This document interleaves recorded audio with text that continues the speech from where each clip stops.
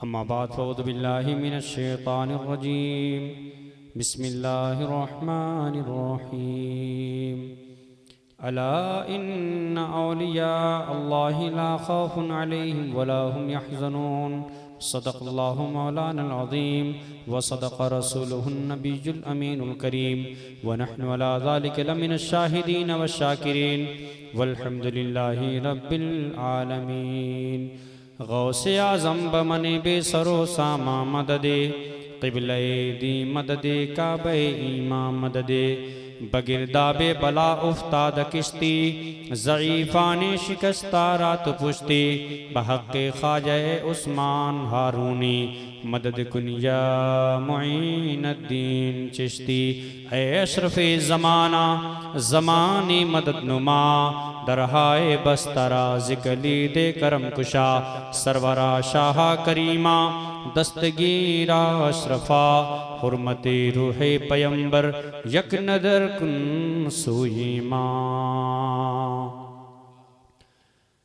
तुम्ही मुश्किल कुशा के लाडले हो लो खबर मेरी रसूले पाक के जानी मदद या शाहे सिमनानी। गरीक़े बहर कुल्फत हो तुम्ही हो ना खुदा मेरे न क्यों कर फिर हो हैरानी मदद या शाहे सिमनानी। बराए पंजतन मखदूम अशरफ शाहे सिमनानी इधर भी एक नज़र कर दो दूर हो सारी परेशानी। सारे के सारे लोग बावादे बुलंद हक़ुल यकीन तफसीर कुरान मुबीन वारिसे उलूम अव्वलीन मूरिसे कमालाते आखरीन इमामुल मुत्तकीन सैयदुल मुरसलीन शाहे बहरोबर मालिकी खुशकोतर अल्लाह के पैगंबर दोनों आलम के सरवर साहिबे इन्ना आतैना कल कौसर जनाब मोहम्मद रसूलुल्लाह सल्लल्लाहु अलैहि वसल्लम की बारगाह में दरूद पाक का नजराना पेश करें। दरूद पाक पढ़ें। अल्लाहुम्मा सल्ली अला सय्यिदिना व शफीना हबीबीना तबीबीना करीमीना मौलाना मुहम्मदिन बारिक वसल्लिम सल्लु अलैहि सलातम व सलामन अलैका या रसूलल्लाह सल्लल्लाहु ताला अलैहि वसल्लम।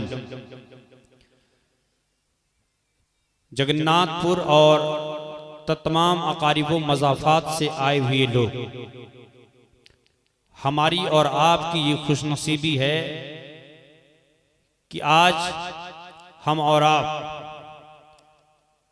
पीराने पीर रोशन ज़मीर महबूब सुबहानी कुतुब रब्बानी शहबाज नमाकानी हजरत सरकार सैयदना शेख अब्दुल कादिर जिलानी रज़ियल्लाहु ताला अन्हु की महफिल में हाजिर हैं। अल्लाह उसके रसूल का बे इंतहा करम और फैजान है कि उसने हमें तौफीक अता फरमाई कि यहां पर सब लोग इकट्ठा होकर अल्लाह उसके रसूल का और अल्लाह के तमाम वलियों का तज़किरा यहाँ पर करके अपने ईमान को ताज़ा कर रहे हैं। अल्लाह रब्बुल इज़्ज़त जिंदगी की आखिरी सांस तक प्यारे नबी सल्लल्लाहु अलैहि वसल्लम की मिलाद हुजूर गौसे आज़म सरकार की 11वीं सरकार ख्वाजा गरीब नवाज की छठी सरकार आला हजरत फाजिल बरेलवी का उर्से पाक सरकार मखदूम अशरफ जहां की सिमनानी रज़ियल्लाहु ताला अन्हु की महफिलें हुजूर मुजाहिद मिल्लत का जिक्र पाक अल्लाह करने की तौफीक अता फरमाए और इन्हीं के सदक़े में अल्लाह रब्बुल इज़्ज़त हम सबको पंजवक्ता नमाजी बनाए, परहेजगार बनाए, तमाम अहकाम शरीयत पे चलने वाला बनाए। हजरात, बड़ा शानदार जलसा है आपका। जब से जलसे का आगाज हुआ है आपने जिन जिन शोराए इस्लाम को बुलाया है, दावत दी है, सब एक से बढ़कर एक सुन रहा था। बड़ा शानदार कलाम इन हजरात ने पेश किया। अल्लाह रब्बुल इज़्ज़त इनकी आवाज में, इनके अंदाज में और भी निखार पैदा फरमाए और खुसूसियत के साथ फैज़ याफ्ता बारगाहे मखदूम सिमना मकबूले बारगाहे तारिकुस सल्तनत महबूब यज़दानी जनाब बड़े भाई मोहतरम मुमताज टांडवी साहब, मैं इनका कलाम सुना और हैरानगी तो नहीं होनी चाहिए मुझे, हैरानगी है भी नहीं, जानते क्यों? इसलिए कि ये मखदूम अशरफ की बारगाह के मकबूल शायर हैं। तो फिर ये कामयाब नहीं होंगे तो कौन कामयाब होगा? अल्लाह ताला इनको और भी दिन दूनी रात चौगनी तरक्की अता फरमाए। और हमारे नकीब हिंदुस्तान बहुत शानदार निजामत कर रहे हैं माशाल्लाह, आवाज़ में दम है और शायरी भी बहुत अच्छी है। अल्लाह ताला इनको भी तरक्की अता फरमाए। यहाँ के जितने मुंतज़मीन हैं और रज़ाकार हैं सबको मुबारकबादी पेश करता हूँ कि अल्लाह ताला आपकी रोज़ी में, कारोबार में बेपनाह बरकत अता फरमाए। तमाम आफात व बलियात से आप सबकी अल्लाह हिफाजत फरमाए। मैं ज़्यादा देर तो नहीं बोलूँगा, इंशाल्लाह थोड़ी देर आप मुझे समाअत कर लें। हम लोग कोई भी काम करते हैं तो हमारा उसका एक मकसद होता है। इस जलसे का भी एक मकसद है कि हमारे लोग, हमारी कौम के लोग जो भूले और भटके हुए हैं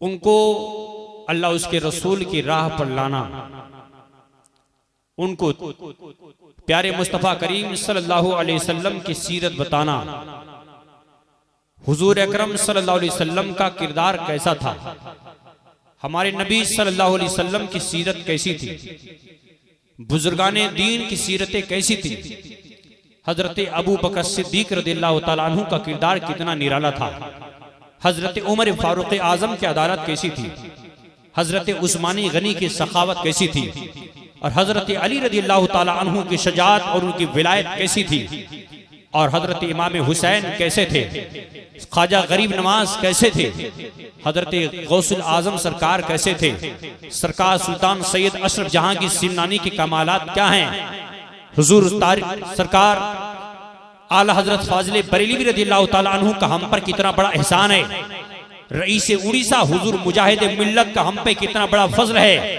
ये हमें अपनों को बताना है ताकि हमारा अपना ये कीमती दर छोड़कर कहीं और न भटक जाए। इसलिए कि तुम्हारे पास अल्लाह ने तुम्हें जो ये नेमतें अता की है, ये नेमतें तुम्हें और कहीं नहीं मिलेंगी। अगर मुजाहिद मिल्लत ढूंढना है तो दुनिया में कहीं और नहीं, धामनगर में मिलेंगे तुम्हें। अगर मखदूम सिमना को ढूंढना है तो कचौशा शरीफ में मिलेंगे, आला हजरत को पाना है तो बरेली शरीफ में मिलेंगे, अगर ख्वाजा गरीब नवाज को पाना है तो अजमेर शरीफ मिलेंगे, गौसुल आजम को पाना है तो बगदाद मिलेंगे, सरकार इमाम हुसैन को पाना है तो करबला में मिलेंगे, हजरत अली को पाना है तो नजफ अशरफ में मिलेंगे, मेरे नबी को पाना है तो मदीना शरीफ में मिलेंगे। लेकिन इसकी सच्चाई ये भी है कि अगर आप वहां तक नहीं पहुंच सकते हैं, हम गुलामों का अकीदा है, यहाँ दिल से याद करो मुजाहिद मिल्लत यहीं पर मिल जाएंगे, मखदूम सिमना यहीं मिल जाएंगे, आला हजरत यहीं मिल जाएंगे, सरकार ख्वाजा गरीब नवाज यहीं मिल जाएंगे। जहां जहां तुम याद करोगे अल्लाह वालों को यहीं पे पा जाओगे। वाह क्या बात है, बहुत अच्छा। अल्लाहु अकबर या रसूल अल्लाह, जिंदाबाद। हमने आपसे कहा अल्लाह के वलियों को जहां से याद करोगे वहीं पाओगे उन्हें, आप जहां से उन्हें पुकारेंगे वही उनकी आप मदद को पहुंचेंगे इंशाअल्लाह ताला, आपकी मदद जरूर होगी, आपकी फरियाद कबूल की जाएगी। इसलिए कि अल्लाह ताला ने औलिया किराम को वो कमालात अता किए हैं, वो आज भी बाहयात हैं और आज भी उनके अंदर देने की बाकायदा सलाहियत है। वो लोगों की आवाज भी सुनते हैं और हम गुलामों की मदद भी करते हैं। अल्लाह ताला ने उनके अंदर ये कुव्वत बाकी रखी है। आज भी इंतकाल के बाद वो लोगों के यहाँ जा भी सकते हैं, लोगों की फरियाद सुन भी सकते हैं और लोगों को अता भी करते हैं, अता करने की सलाहियत रखते हैं। कुरान मजीद में अल्लाह रब्बुल इज्जत ने इरशाद फरमाया, अला इन्ना औलिया अल्लाहि ला खौफुन अलैहिम वला हुम यहज़नून, कि खबरदार अल्लाह के वलियों को ना कोई खौफ है और ना ही कोई गम। सवाल ये पैदा होता, अल्लाह के वलियों को खौफ और गम क्यों नहीं है? यहां पर पढ़े लिखे लोग मौजूद हैं। हम लोग जीते हैं तो अपने लिए, हमारी जिंदगी का मकसद होता है हम हर काम अपनी तरक्की के लिए करते हैं, अपने लिए करते हैं, अपने बीवी बच्चों के लिए करते हैं। मगर अल्लाह के वलियों की शान यह है कि वो कोई काम अपने लिए नहीं करते हैं, जो भी करते हैं अल्लाह उसके रसूल की रजा के लिए करते हैं। वो जो भी करते हैं अल्लाह उसके रसूल की रजा के लिए करते हैं। उनका जीना अल्लाह के लिए, उनका मरना अल्लाह के लिए, उनका चलना अल्लाह के लिए, उनका बैठना अल्लाह के लिए, उनका खाना अल्लाह के लिए, यानी उनकी जिंदगी का हर मकसद अल्लाह के लिए होता है। यही वजह है कि जब हम अपने लिए जीते हैं, हम मर जाते हैं तो हमारा नामो निशान मिट जाता है, नामे आमाल मुनक़ते हो जाते हैं। आज हैं तो नमाज है, आज हैं तो रोजा है, आज हैं तो हज है, आज हैं तो ज़कात देते हैं, आज हैं तो खैरात करते हैं। रूह निकल गई, सारा काम खत्म। लेकिन अल्लाह के वलियों की शान इससे अलग है। उनकी शान ये है, वो आज हैं तो नमाज पढ़ते हैं, कल इंतकाल के बाद अपनी कब्र में नमाज पढ़ते हैं। आज हैं तो हज करते हैं, इंतकाल के बाद भी वो हज करते हैं। आज हैं तो लोगों की बातें सुनते हैं, इंतकाल के बाद भी अपनी कब्र से लोगों की बात सुनते हैं। यही वजह है, यही वजह है जब भी हमारे घरों में मुसीबतें आती है, जब चारों तरफ अंधेरा छा जाता है, तो हमें कोई अस्पताल नहीं दिखता है, हमें मुजाहिदे मिल्लत का दरबार दिखता है। हम चले जाते हैं धामनगर शरीफ में और जाकर एक अर्जी लिखते हैं, हुजूर मुजाहिदे मिल्लत की बारगाह में पेश करते हैं। कोई सुने न सुने, मगर उड़ीसा का रईस मुजाहिदे मिल्लत हमारी फरियाद सुनते हैं। क्यों? इसलिए कि अपनी कब्र में आज भी जिंदा है, और ऐसे जिंदा है कि हमारी फरियाद सुनते हैं और हमारी मदद को तशरीफ लाते हैं। नारे तकबीर, नारे रिसालत, मसलके आला हज़रत, फैज़ाने हुजूर मुजाहिदे मिल्लत, फैज़ाने हुजूर मखदूमे सिमना। वाह क्या बात है। लोगों की बातें क्यों सुनते हैं? इसलिए कि अल्लाह के वलियों की शान यह है कि अला इन्ना औलिया अल्लाहि ला यमूतून बल यंतकिलूना मिन दारिन इला दार। अल्लाह के वली मरते नहीं हैं, बल्कि एक घर से दूसरे घर में ट्रांसफर हो जाते हैं, एक घर से दूसरे घर में मुंतकिल हो जाते हैं। आज इस घर में है, इंतकाल के बाद वो अपने जमीन घर में चले जाएंगे, अपने असल मकान में चले जाएंगे। तो यह अल्लाह के वलियों की शान और अजमत है। यही वजह है कि हजरत मुल्ला अली कारी ने एक तहरीर दिया था। हजरत मुल्ला अली कारी ने मिरकात में एक जुमला लिखा है, आप उसे सुन लीजिए, इंशाअल्लाह ताला ईमान ताज़ा हो जाएगा। हम यूं ही नहीं कहते हैं कि हमारे जलसों में गरीब नवाज आते हैं, हम यूं ही नहीं बोलते हैं हमारे जलसों में गौसुल आजम आते हैं, हम यूं ही नहीं बोलते हैं हमारे जलसों में मखदूम सिमना आते हैं, हम यूं ही नहीं कहते हैं कि हमारे जलसे में आला हजरत आते हैं, हम यूं ही नहीं कहते हैं हमारे जलसे पे इमाम हुसैन का साया फगर है, हम यूं ही नहीं कहते हमारे जलसे में मोहम्मद अरबी आते हैं। हम यूं ही नहीं बोलते, बल्कि जो हमारा अकीदा है ये 100% सही है। कसम खुदा की से हम साबित करके रहेंगे। किताब का नाम है मिरकात शरीफ। हजरत मुल्ला अली कारी तहरीर करते हैं, वला तुबाइद अनिल औलियाई हैतु तुवियत लहुमुल अर्दो व हसला लहुम अब्दानुन मक्तसिबतुन मुतअद्दिदतुन वजदूहा फी अमाकिना मुख्तलिफतिन फी आनिन वाहिद। इसका तर्जमा सुन लीजिए, इंशाअल्लाह फिर हम आगे बढ़ेंगे। हजरत मुल्ला अली कारी ने इरशाद फरमाया, उन्होंने लिखा, अल्लाह के वलियों के लिए कुछ भी बईद नहीं है, अल्लाह के वलियों के लिए बईद नहीं है। अल्लाह के वलियों के लिए अल्लाह ने रुए जमीन को समेट दिया है। अल्लाह के वलियों के लिए अल्लाह ताला ने रुए जमीन को समेट दिया है। यही वजह है कि हुजूर गौसुल आजम बगदाद में है, मखदूम सिमना के छौछा में है, लेकिन यहाँ से जब हम आवाज देते हैं, ऐ अशरफे जमाना, जमाने मददनुमा, दरहाए बस तराजे कलीदे करम कुशा, अशरफ नहंग दरिया दरिया बसी नदारत, दुश्मन हमेशा पुरगम बाजिक्र तो दोस्तारत। रुबाई हम यहाँ पढ़ते हैं, 1 सेकंड में मखदूम सिमना की मदद मिल जाती है। क्यों? इसलिए उनको आने में देर नहीं लगती है। अल्लाह ने जमीन को उनके लिए समेट दिया है, वो यहाँ पे हैं। दूसरा कदम बढ़ाया वो आपके उड़ीसा में पहुंच गए, एक कदम बढ़ाया तो वो अजमेर में पहुंच गए, एक कदम बढ़ाया तो बगदाद पहुंच गए, एक कदम बढ़ाया तो मदीना पहुंच गए, और एक कदम बढ़ाया तो मक्का शरीफ पहुंच गए। वाह वाह क्या बात है। यही वजह है कि सरकार मखदूम अशरफ सिमनानी अपनी खानकाह शरीफ में बैठे हैं, और एक मुरीद सरकार मखदूम पाक की बारगाह में बैठा हुआ है, और हज का काफिला, हाजियों का काफिला जा रहा है। और जब उस मुरीद की नजर उस काफिले पर पड़ी तो दिल बड़ा रंजीदा हुआ, काश कि मैं भी इस लायक होता, मैं भी अल्लाह के रसूल का दर देखता, अल्लाह के रसूल की कब्र पाक की ज़ियारत करता, मैं भी अल्लाह के घर का तवाफ करता। दिल में ये ख्याल पैदा ही हुआ, महबूब यज़दानी ने देख लिया और तारिक सल्तनत सरकार मखदूम अशरफ सिमनानी ने देख लिया, अपने मुरीद को बुलाया, बेटा क्यों बड़ा रंजीदा दिखता है? बोला हुजूर काश कि मैं भी इस लायक होता कि मैं भी हज कर लेता, मैं भी हाजी बन जाता।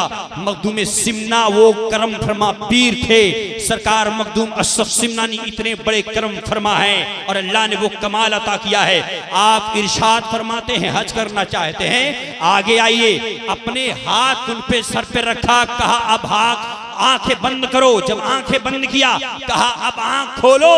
जब आंख खोली तो मक्का शरीफ में मौजूद है। जब आंख खोला तो मक्का शरीफ में मौजूद है। वो किछौसा से डायरेक्ट मक्का, अब जाके वहां हज कर रहे हैं। अब जो काफिला यहां से जा रहा है बाद में, तो वो लोग कहते जी आप तो इंडिया में थे, यहां कैसे आ गए? कहा हम किछौसा शरीफ की फ्लाइट से आए। कहा हम किछौसा के फ्लाइट से आए, कोई वीजा नहीं है, हमारे पास कोई टिकट नहीं है। मखदूम सिमना ने बगैर टिकट के भेज दिया है। वहां गए और हज करते रहे। हज के कयाम अरकान अदा किए। हज के अरकान अदा करने के बाद फिर वहां से मदीना शरीफ आए और जब मदीना शरीफ आए तो रसूल कौनैन सल्लल्लाहु अलैहि वसल्लम की कब्र पाक के सामने खड़े होकर वहां आजिज़ी इनकिसारी कर रहे हैं और फरियाद कर रहे हैं, या रसूलल्लाह आप करम कीजिए, मैं बहुत बुरी तरह से फंस चुका हूँ। या रसूलल्लाह मैं बहुत उलझनों में फंस गया हूँ। या रसूलल्लाह मुझ पे करम फरमा दीजिए। आका मेरी परेशानी यह है कि जब मुझे हज करने के लिए आना था तो मेरे शेख, मेरे पीरो मुर्शिद सरकार मखदूम अशरफ सिमनानी मौजूद थे। मैंने उनके सामने अपनी आजिज़ी रखी तो सरकार मखदूम अशरफ सिमनानी ने अपने एक निगाह से मेरे सर पे हाथ रखा और उसके बाद मुझसे कहा आंखें खोलो। तो मैं यहाँ तक पहुँच गया, लेकिन या रसूलल्लाह यहाँ पर तो मेरा शेख नहीं है, मुझे मेरे शेख ने पहुँचा दिया, अब जाऊँ कैसे? जाने का रास्ता नहीं दिखता है। आने को तो चला आया मगर जाने का रास्ता नहीं दिख रहा है। मैं अपने शेख को कैसे पुकारो? जनाब जानते हैं रसूल कौनैन के मज़ार पाक पर वो मुरीद सरकार मखदूम अशरफ सिमनानी का नाम लेके कहता है कि या रसूलल्लाह मेरे शेख तो यहाँ पर नहीं है, अब मैं किसे मदद के लिए पुकारूं? ये दुआएं खत्म करके, अपनी दुआ खत्म करके जैसे ही चेहरा पलटता है तो क्या देखता है कि जन्नतुल बकी शरीफ में बीबी फातिमातुज़ ज़हरा के कब्र पाक पर सुल्तान सैयद अशरफ सिमनानी फातिहा पढ़ रहे हैं, आप दुआ कर रहे हैं। जब ये दुआ खत्म की मखदूम सिमनानी ने आगे बढ़े सरकार मखदूम अशरफ सिमनानी और आपने कहा है मेरा मुरीद जहां याद करता है सैयद अशरफ सिमनानी उसे वही मिल जाता है। वाह वाह वाह वाह वाह वाह वाह सुभान अल्लाह। बहुत तो यह सरकार मखदूम अशरफ सिमनानी की शान। तो जो अल्लाह का वली होता है वो कदम यहाँ पर है और यहाँ से कदम उठाया तो डायरेक्ट अजमेर पहुँच गया, यहाँ से डायरेक्ट कदम उठाया तो वो कछौसा पहुँच गया, वो डायरेक्ट कदम उठाया तो बगदाद पहुँच गया, डायरेक्ट कदम उठाया तो एक ही कदम में वो मदीना शरीफ पहुँच गया। सुभान अल्लाह।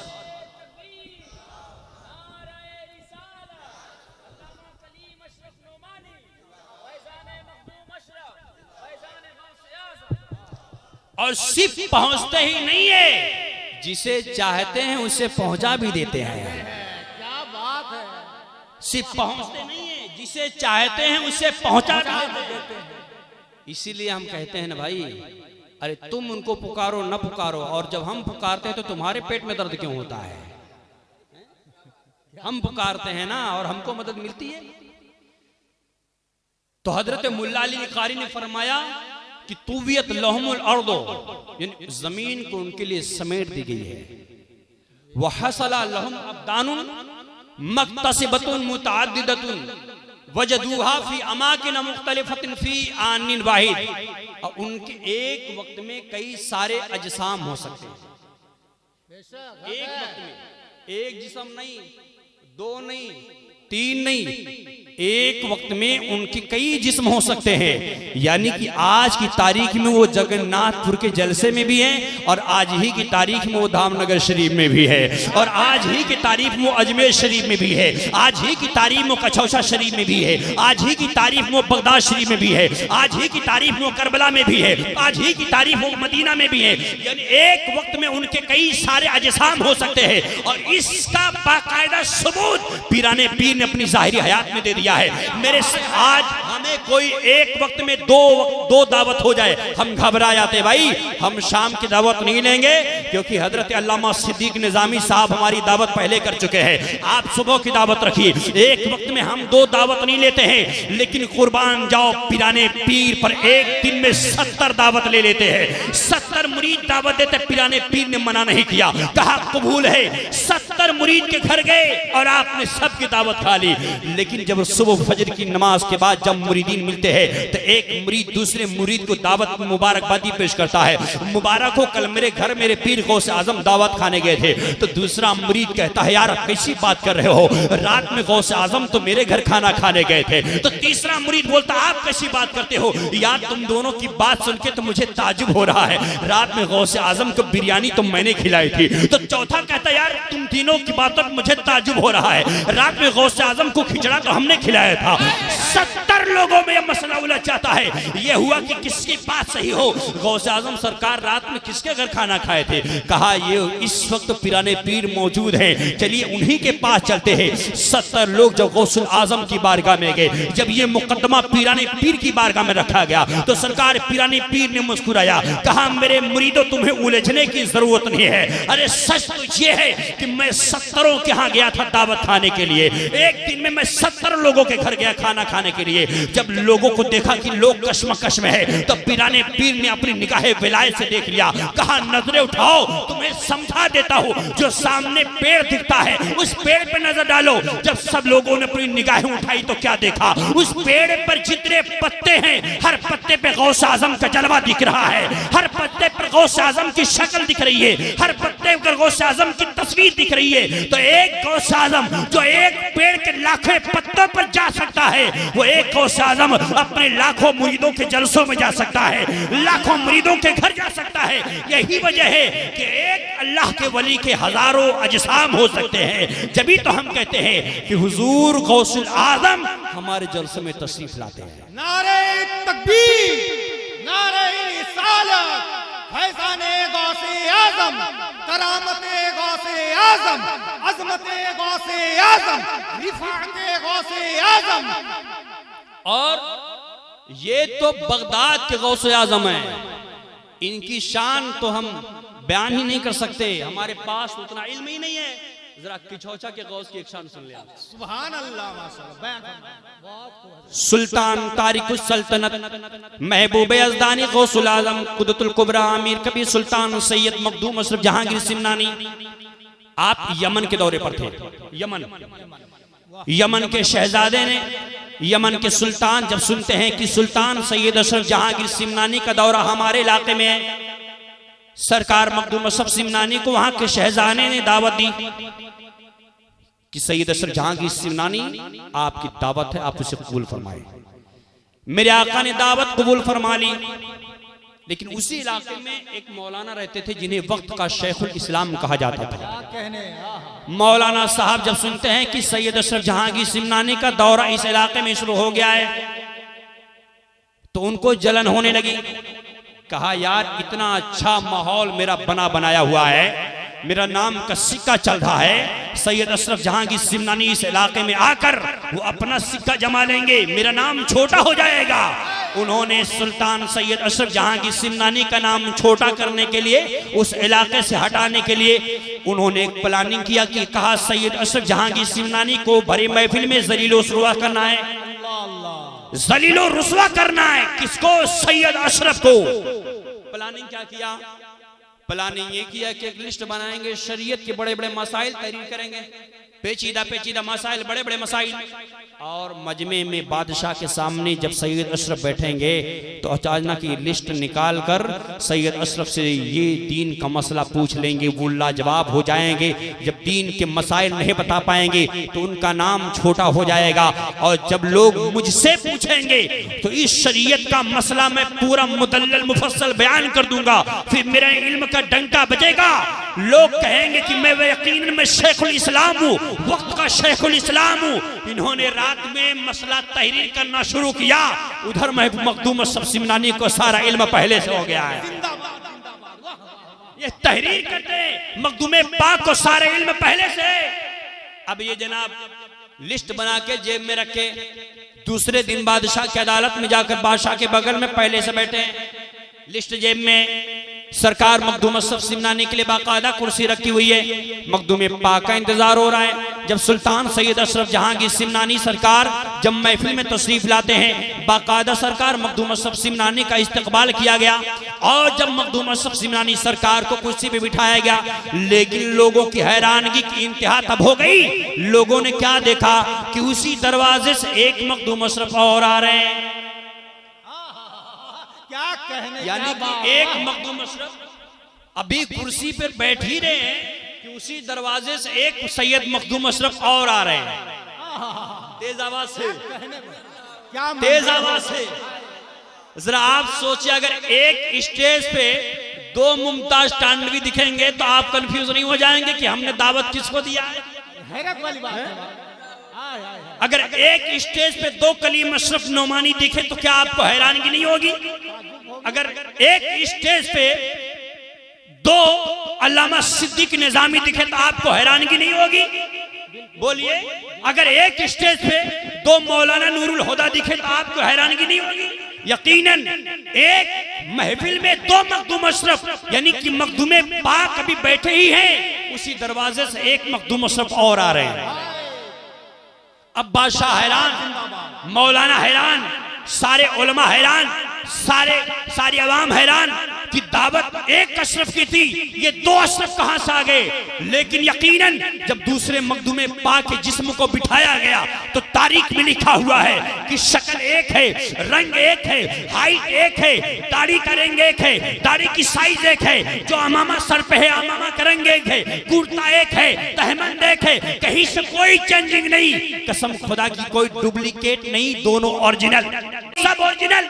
एक महफिल में दो मखदूम अशरफ। मगर बात यहीं तक नहीं रुकी, अभी दूसरे मखदूम पाक को बिठाया गया, उसी दरवाजे से एक मखदूम अशरफ और आ रहे हैं। मोहब्बत से हाथ उठा कर बोलो सुभान अल्लाह।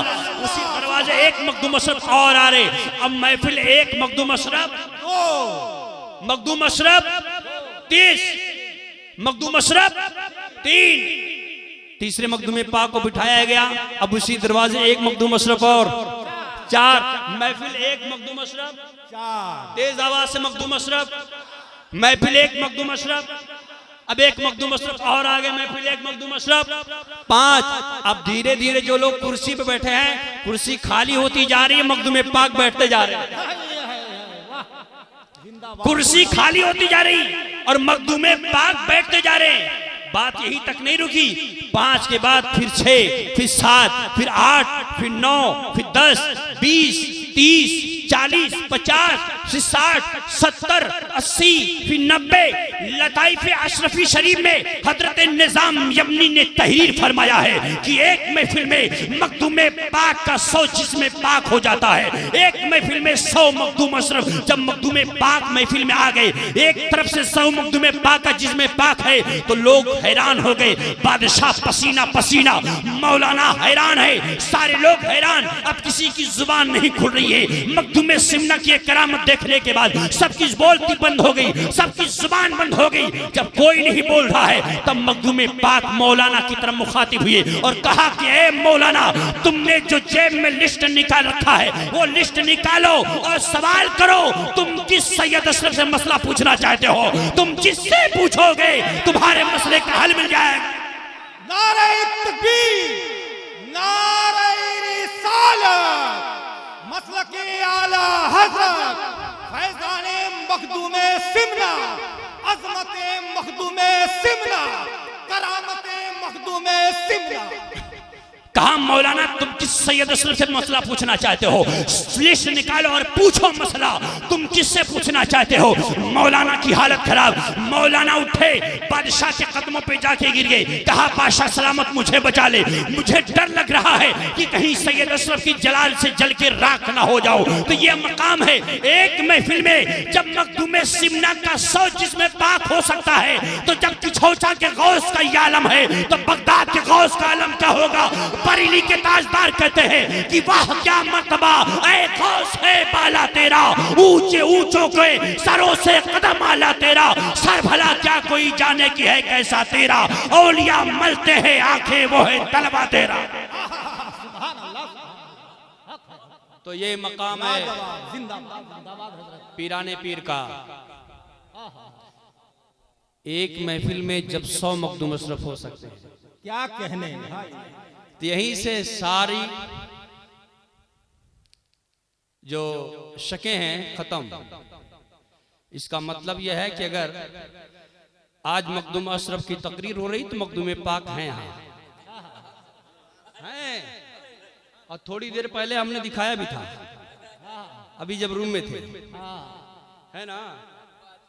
क्या बात। मखदूम अशरफ का डंडा चल रहा था कि नहीं चला था? चला था ना डंडा मखदूम पाक का।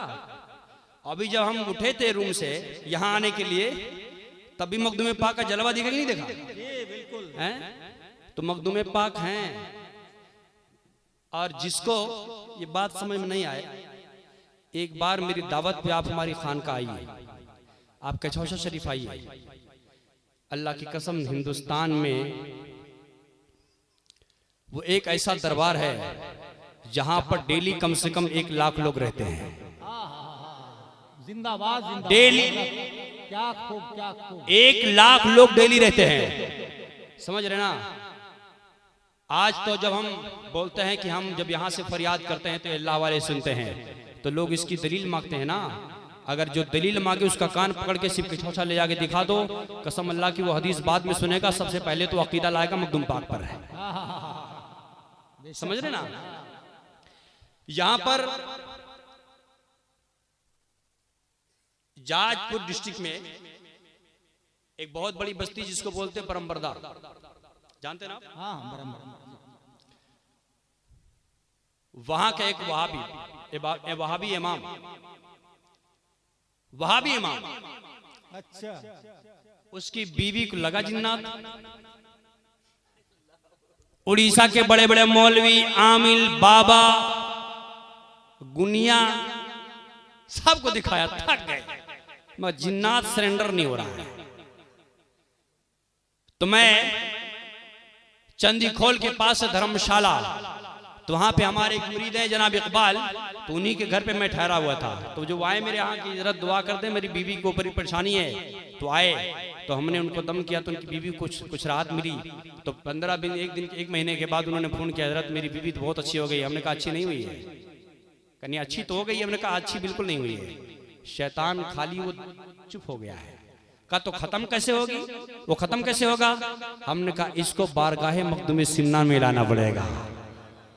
अब ये लोग जो मजार पे जाने को शिर्क और बिदात कहते हो, औलियाए किराम से मदद मांगने को शिर्क और बिदात समझते हो और इसकी तबलीग करते हो, अब जब फंस गए तो क्या करें? कहा हमको जाना पड़ेगा। हमने कहा बिल्कुल जाना पड़ेगा। जब ये कछौछा शरीफ लेके पहुंचा और जब वहां इसकी बीवी को लेकर जब वो सरकार मखदूम अशरफ सिमनानी के आस्थाने पे पहुंचा और जब नीज शरीफ के किनारे अपनी बीवी को बिठाया, तो इसकी बीवी बगैर किसी के कहे, बगैर किसी के बोले, इसकी बीवी चिल्ला चिल्ला के कहती है, ऐ सैयद अशरफ छोड़ दो, ऐ सैयद अशरफ छोड़ दो। इसका मतलब ये हुआ कि मखदूम सिमना ने इसकी बीवी के जिन्नात को पकड़ लिया है। अब ये घबरा के मेरे पास फोन किया, कहता हजरत ऐसा लगता कि मेरी बीवी का दिमाग खराब हो गया है। हमने कहा क्या हुआ? तो कहते ये मेरी बीवी चीख रही है, चिल्ला रही है कि सैयद अशरफ छोड़ दो। हमने कहा नादान, अरे बीमार तेरी बीवी नहीं है, बीमार तू है जो आज तक समझा नहीं कि अल्लाह वाले जिंदा भी है। अरे देख ले, तेरी बीवी को मखदूम सिमना ने पकड़ लिया है। मखदूम सिमना का इंतकाल 650 साल पहले हुआ है, लेकिन आज तेरी बीवी के जिन्नात को पकड़ रहे हैं। जरा तू ही बोल, मखदूम पाक जिंदा है कि नहीं जिंदा है? आखिर उसे मानना ही पड़ा। अरे मानेगा कैसे नहीं? उसकी बीवी को जिन्नात को मखदूम अशरफ ने पकड़ कर ये बता दिया है कि तू जिंदा है वल्लाह, तू जिंदा है वल्लाह, मेरी चश्मे आलम से छुप जाने वाले। नारे तकबीर, नारे रिसालत, खलीफा शेखुल इस्लाम हजरत अल्लामा कलीम अशरफ नोमानी साहब किबला। तो ये अल्लाह के वलियों की शान है। ऐसे ही सरकार गौसुल आजम की बारगाह में आज तकरीर तो हमको इस्लाह मुआशरा पर करनी थी, लेकिन बात चल रही है तो एक 2-4 मिनट और बोलता हूँ इंशाल्लाह। फिर मैं बहुत ही अच्छी बात आपसे करूंगा इंशाल्लाह इस्लाह मुआशरा पर। आप घबराते नहीं रहना आप लोग? जी नहीं, हैं? जी नहीं। अच्छा, मोहब्बत से बार बोली सुभान अल्लाह और मोहब्बत से सुभान अल्लाह। तो देखिए, हम लोगों का काम यह है कि हम लोग अल्लाह के वलियों को मानते हैं, तो हमें चाहिए कि हम इनकी सीरत पे अमल करें और इनके रास्तों पे, इनके बताए हुए रास्तों पर हम चलें। यही करना ना? हैं? तो आप बताइए, इन अल्लाह के वलियों की अजमत, इनकी शान और इनका किरदार क्या है? इन वलियों का किरदार यह है कि जब इन्हें कोई गाली देता था तो ये किसी को गाली नहीं देते थे, उसको दुआ देते थे। और हम लोग, आप एक गाली देंगे तो हम आपको 10 गाली देंगे। आप हमको एक लाठी मारेंगे तो हम आपको 10 लाठी मारेंगे। आप हम पे छोटा केस लगाएंगे तो हम आप पर बड़ा केस लगाएंगे। ये हो रहा ना आजकल, है? यानी कि सब्र नाम की कोई चीज नहीं है। हर आदमी चाहता है कि उसकी दुनिया भी अच्छी हो, उसकी आखिरत भी अच्छी हो। तो यहाँ पे कितने लोग हैं जो चाहते हैं कि हमारी आखिरत बहुत अच्छी हो? बताइए, सब बताइए। आज इंशाअल्लाह ताला एक ऐसी हदीस पाक सुनाऊंगा जिसको सुन के ईमान ताज़ा हो जाएगा और हर इंसान अपनी आखिरत को आसान कर सकता है। सुभान अल्लाह। हजरत अबू हुरैरा रदियल्लाहु ताला अन्हु रिवायत करते हैं कि मेरे नबी सल्लल्लाहु अलैहि वसल्लम ने इरशाद फरमाया कि जिसके अंदर 3 खूबियां पैदा हो जाएं, जो अपने अंदर 3 खसलतें पैदा कर लें, कल अल्लाह ताला उसका हिसाब व किताब आसान फरमा देगा। 3 खसलतें, 3 खूबियां। अब 3 खूबियों में से पहली खूबी क्या जानते हैं आप? सहाबी रसूल ने अर्ज किया, या रसूल अल्लाह, उन 3 खूबियों में से सबसे पहली खूबी कौन सी है? तो मेरे नबी ने फरमाया, सबसे पहली खूबी यह है कि जब तुम्हें कोई महरूम करे तो तुम उसे अता कर दो। जब कोई महरूम करे तो आप उसे अता कर दो। ठहर ठहर कर आसान जुमले में तकरीर करूंगा ताकि एक एक लफ्ज आप समझ सके। हाँ भाई, क्या कहा कि जिसके अंदर 3 खूबियां पैदा हो जाएं तो अल्लाह ताला उसका हिसाब व किताब आसान फरमा देगा। पहली खूबी क्या है कि जब तुम्हें कोई महरूम करे तो तुम उसे अता कर दो। इसका मतलब समझ पाए आप? जैसे मिसाल के तौर पर आपका पड़ोसी है, मालदार है और आप हैं कि गरीब हैं, आप जरूरतमंद हैं, आपका बच्चा बीमार हो गया और आपके पास इलाज के लिए पैसा नहीं है और आप चले गए अपने पड़ोसी के यहाँ कि मुझे 10,000 रुपए दे दो इलाज के लिए, मैं आपको कुछ दिन के बाद पैसे वापस कर दूंगा। लेकिन आपके पड़ोसी ने आपको दिया नहीं, आपको मना कर दिया कि हम आपको पैसा नहीं देंगे। ऐ मेरे मिल्लत के नौजवानों, उसने तो आपको देने से मना कर दिया। लेकिन ये बताइए, क्या सबके हालात एक जैसे रहते हमेशा? नहीं नहीं। आज वो अमीर, आप गरीब हैं, लेकिन कल वो गरीब होगा तो आप अमीर होंगे। अल्लाह ताला करम फरमा देता है। बड़े लोग बाद में पहले गरीब होते, बाद में अमीर बन जाते हैं। लेकिन जब उसने आपको देने से मना कर दिया, कल जब वो जरूरतमंद होगा और आप साहिब हैसियत होंगे, जब वो उस मजबूरी में आपके पास आएगा और कहेगा भाई साहब आज मेरी बीवी बीमार है, मुझे इलाज के लिए 10,000 5,000 रुपए मुझे चाहिए, मुझे दे दो, तो उसने तो कल आपको देने से मना कर दिया था। तो अल्लाह के नबी सल्लल्लाहु अलैहि वसल्लम वसल्लम ने इरशाद फरमाया कि जब तुम्हें कोई महरूम करे तुम उसे अता कर दो, यानी कि जब उसने देने से मना कर दिया था और आज जब वो साइल बन के तुम्हारे दर पे खड़ा है तो मेरे नबी इरशाद फरमाते हैं उसने तो तुम्हें पहले मना कर दिया था, लेकिन आज जब तुम्हारे घर पे वो मौजूद है, मेरे आका फरमाते हैं उससे इंतकाम मत लो, उससे बदला मत लो। ये मत कहना कि मैंने भी तुमसे मांगा था मगर तुमने नहीं दिया, बल्कि तुम अपनी आखिरत को आसान करने के लिए तुम्हारे पास है तुम उसे अता कर दो। मेरे नबी फरमाते हैं कि जो इंसान उस इंसान को दे देता है अल्लाह ताला उसका हिसाब व किताब आसान फरमा देगा। समझ रहे ना? जो आपसे मोटरसाइकिल, आपने मोटरसाइकिल मांगा उसने नहीं दिया, लेकिन जब वो आए तो उसे दे दो। ये खूबी जिसने अपने अंदर पैदा कर ली अल्लाह कल आखिरत में उसका हिसाब आसान कर देगा। साहबी रसूल ने अर्ज किया आका दूसरी चीज कौन सी है? तो मेरे नबी फरमाते दूसरी खूबी है कि जब कोई तुमसे रिश्ता तोड़े तो तुम रिश्ता जोड़ो। जब कोई ताल्लुक तोड़े तो आप ताल्लुक जोड़ें। होता नहीं आपका भैया नाराज हो गया आपसे, भाई नाराज हो गए तो आप भी नाराज हो गए, जाओ तुम नहीं बात करोगे तो हम तुमसे कम है, अब तुम नहीं बोलोगे तो हम भी नहीं बोलेंगे। शादी में दावत नहीं, कोई काम हो उसमें दावत नहीं, यानी कि सलाम कलाम बंद, रिश्ते टूट गए। एक अपना सगा भाई है, सगे भाई से सलाम कलाम बंद हो गया। ऐ मेरे मिल्लत के नौजवानों, मेरे आका की हदीस सुने। मेरे आका फरमाते हैं कि जो अपने भाई से 3 दिन तक नाराज रहे और उसी हालत में उसका इंतकाल हो जाए तो मेरे आका फरमाते कि वो मोहम्मद की जन्नत में नहीं जाएगा। ऐ मेरे मिल्लत के नौजवानों, अगर तुमसे तुम्हारा भाई रूठ गया है, नाराज हो गया है, तो अपने भाई को नाराज ना रहने दो, आप उसे राजी करो, उसे मनाओ। और अगर तुमने नहीं मनाया और उस हाल में तुम्हारा इंतकाल हो गया तो यकीनन अल्लाह के नबी सल्लल्लाहु अलैहि वसल्लम फरमाते हैं कि जो इसी हालत में दुनिया से चला जाएगा तो मेरी जन्नत में नहीं जाएगा। ऐ मेरे मिल्लत के नौजवानों, आपको चाहिए कि अगर आपका भाई आपसे नाराज हो गया है तो अपने भाई के पास जाओ, उससे सलाम करो, उसे मनाओ। अगर वो मान गया तो अल्हम्दुलिल्लाह दोनों सवाब के हकदार हैं, और अगर वो नहीं माना तो यकीनन अल्लाह की बारगाह से आप बरी जिम्मा है, आपका काम है आप सलाम करो, वो जवाब दे चाहे ना दे। समझ रहे ना? अगर आपका भाई आपसे नाराज हो गया तो आप क्या करेंगे? उसको मनाएंगे, उससे ताल्लुक तोड़ेंगे नहीं बल्कि ताल्लुक जोड़ेंगे।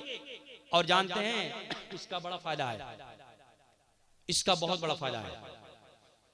अगर आपका भाई आपसे नाराज हो गया है और आप अपने भाई को राजी करने के लिए आप जाते हैं उससे सलाम करने के लिए, तो मेरे नबी की एक हदीस पाक सुन लीजिए। यहां पर सब बैठे हैं, हमारी माए बहनें भी बैठी हैं। अल्लाह के नबी सल्लल्लाहु अलैहि वसल्लम ने इरशाद फरमाया कि जब तुमसे तुम्हारा भाई नाराज हो गया है और तुम अपने भाई को राजी करने के लिए, जब तुम अपने घर से एक घर से दूसरे घर में निकलते हो, एक गली से दूसरी गली में अपने भाई को राजी करने के लिए जाते हो, और एक मोहल्ले से दूसरे मोहल्ले में जाते हो, तो मेरे आका फरमाते हैं कि जब तुम अपने घर से निकलते हो तो तुम्हारे इस्तिकबाल के लिए रास्ते में अल्लाह के फरिश्ते खड़े रहते हैं। सुभान अल्लाह, अल्लाह के फरिश्ते रास्ते में खड़े हैं। और मेरे आका फरमाते हैं कि जब तुम सलाम करते हो तो अल्लाह तुम्हें 2 नेकी अता करता है।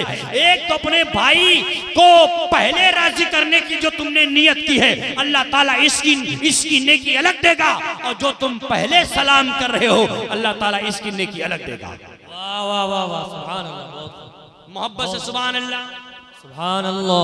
लेकिन अगर आपका भाई आपके सलाम का जवाब दे दिया तो सुभान अल्लाह, और अगर आपका भाई आपके सलाम का जवाब नहीं दिया, बहुत जलाली है, बहुत गुस्से वाला है, आपने सलाम कर लिया मगर वो आपके सलाम का जवाब नहीं देता है, तब भी आपको मायूस होने की जरूरत नहीं है। मेरे आका फरमाते हैं कि जब आप सलाम करने के लिए जब अपने घर से निकलते हैं तो अल्लाह के फरिश्ते रास्ते में तुम्हारे इस्तकबाल के लिए खड़े रहते हैं, और जब आप सलाम करते हो आपका भाई सलाम का जवाब नहीं देता है तो मायूस नहीं होना है, तुम्हारे सलाम का जवाब अल्लाह के फरिश्ते देते हैं, अल्लाह के मलाइका देते हैं। सलाम आप कीजिए, अपने भाई को राजी कीजिए, इसलिए कि झुकने से कोई छोटा नहीं होता है, जो जितना झुकता है अल्लाह उससे उतना ही बुलंदी अता फरमाता है। सुभान अल्लाह, वाह, बहुत। जो जितना झुकता अल्लाह उससे उतनी ही बुलंदी अता करता है।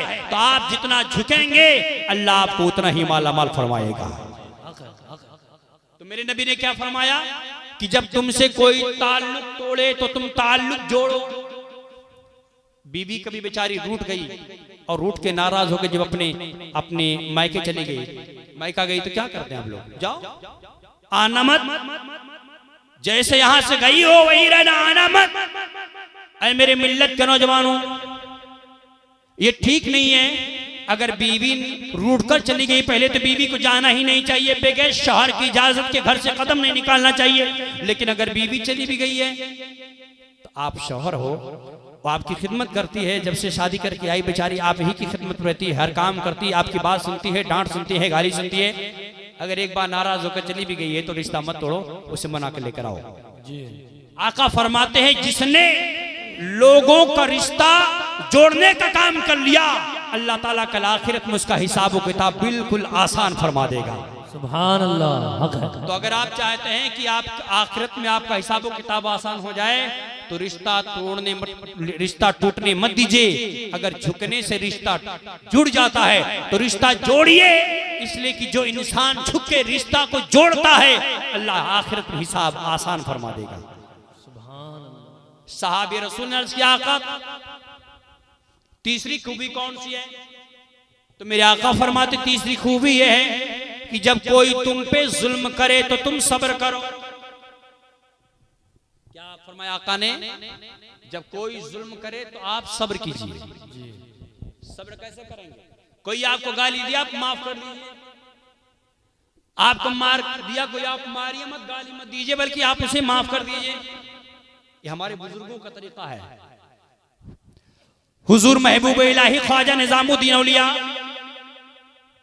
आपका एक पड़ोसी था हजरत ख्वाजा निजामुद्दीन औलिया का, उसका काम था कि महबूब इलाही को दिन भर गाली देना, उनकी बुराई करना, उनकी चुगलखोरी करना, दूसरा कोई काम नहीं। उसके बदले में हुजूर महबूब इलाही क्या करते थे? उससे गाली नहीं देते थे।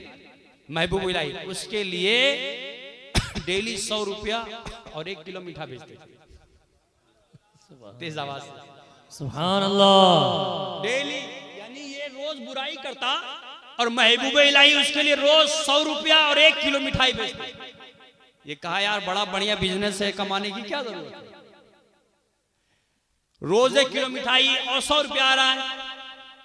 अब इसके घर का खर्च उसी से चल रहा है।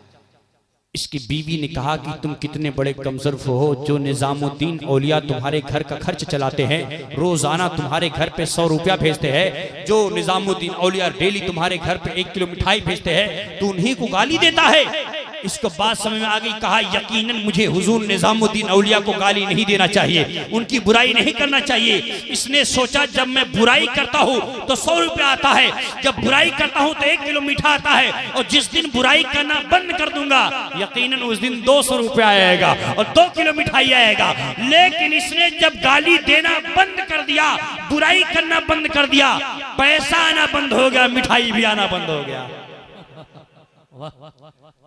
गाली देना बंद, बुराई बंद, तो ना पैसा आ रहा ना मिठाई आ रही।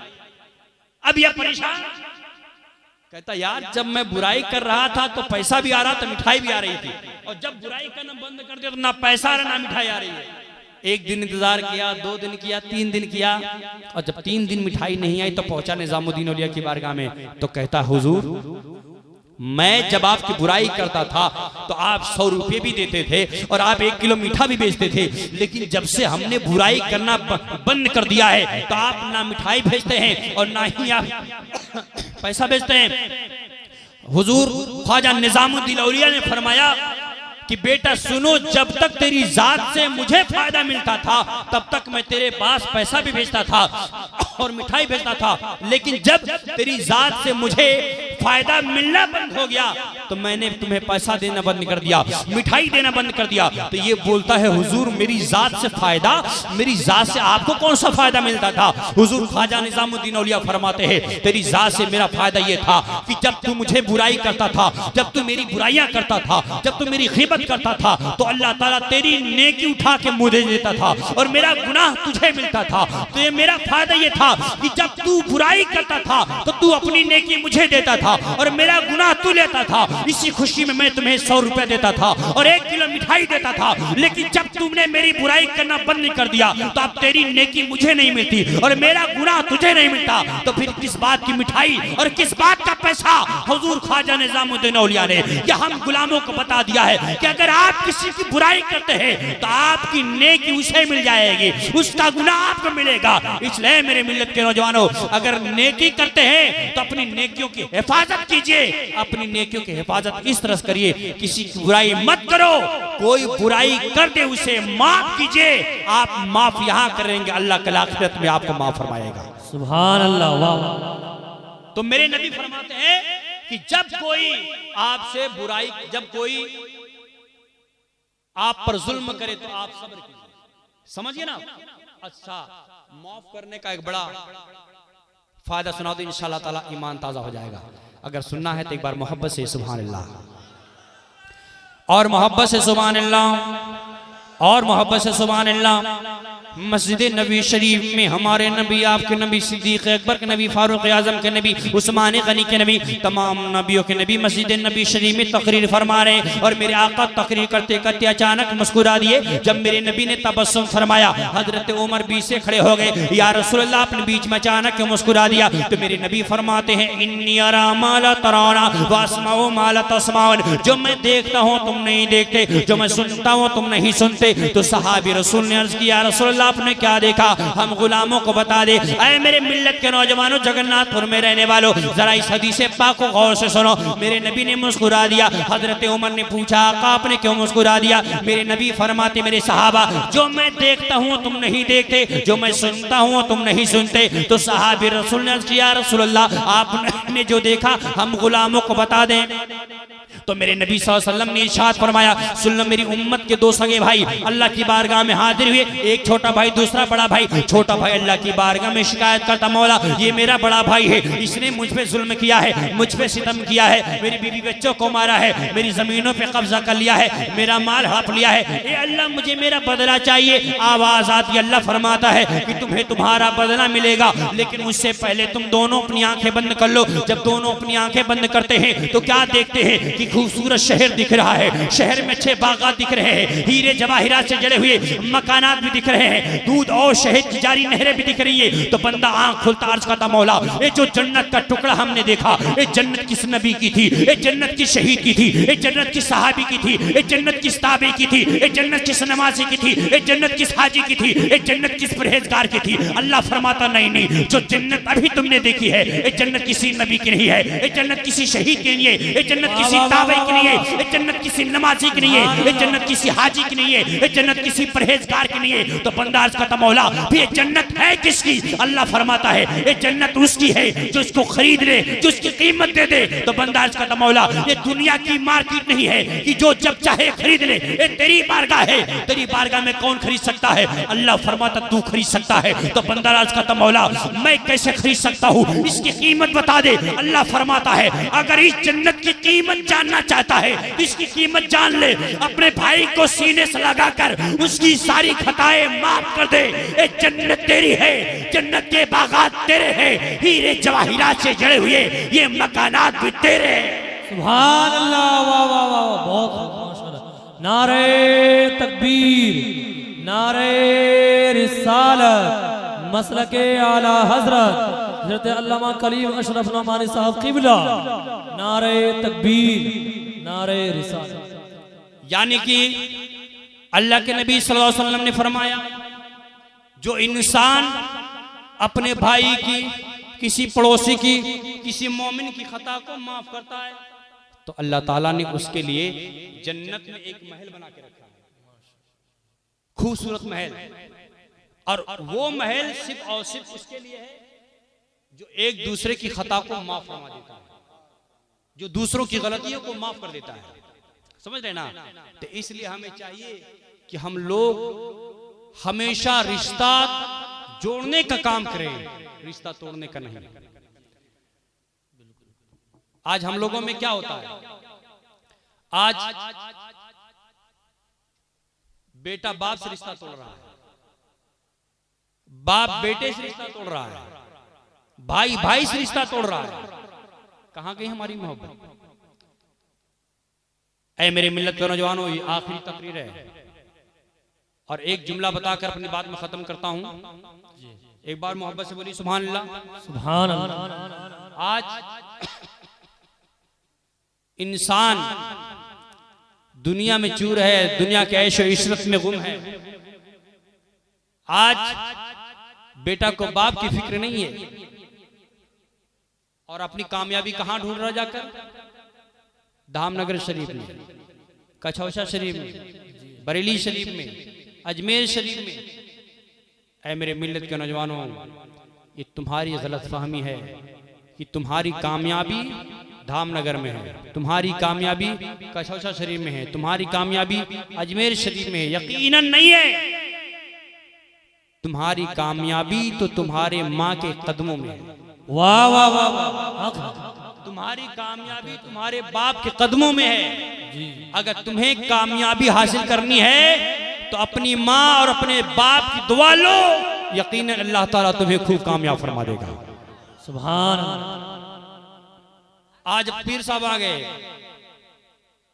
चलो दुआ करा लो पीर साहब, सारी मुसीबत टल जाएगी। कभी हो ही नहीं सकता कि हमारी दुआ से या किसी पीर की दुआ से आपकी मुसीबत टल जाए। अगर आपको दुआ चाहिए तो सबसे पहले सबसे बड़ा पीर और सबसे बड़ी पीर अगर तुम्हारी कोई है, तुम्हारी माँ है, तुम्हारा बाप है। सुभान। अगर आपने अपने बाप की इज्जत नहीं की, बाप की खिदमत नहीं की, माँ की खिदमत नहीं की, माँ का दिल तोड़ दिया, बाप को नाराज कर दिया, पीर साहब को चाहे जितना मोटा नजराना दे दो, कोई फायदा का नहीं है। आपको कोई फायदा नहीं मिलने वाला है। मेरे प्यारों, अगर आपको कुछ हासिल करना है तो सबसे पहले अपनी माँ की खिदमत करो, अपने माँ को राजी करो। माँ राजी है तो अल्लाह राजी है, राजी है तो मुजाहिद मिल्लत राजी है, माँ राजी है तो मखदूम सिमना राजी है, माँ राजी है तो अजमेर के गरीब नवाज राजी है, माँ राजी है तो गौसुल आजम राजी है, और माँ राजी है तो हमारे रसूल राजी। तुम्हें जन्नत मिल जाएगी, तुमसे अल्लाह भी राजी होगा, उसके रसूल भी राजी हो जाएगा। हजरात,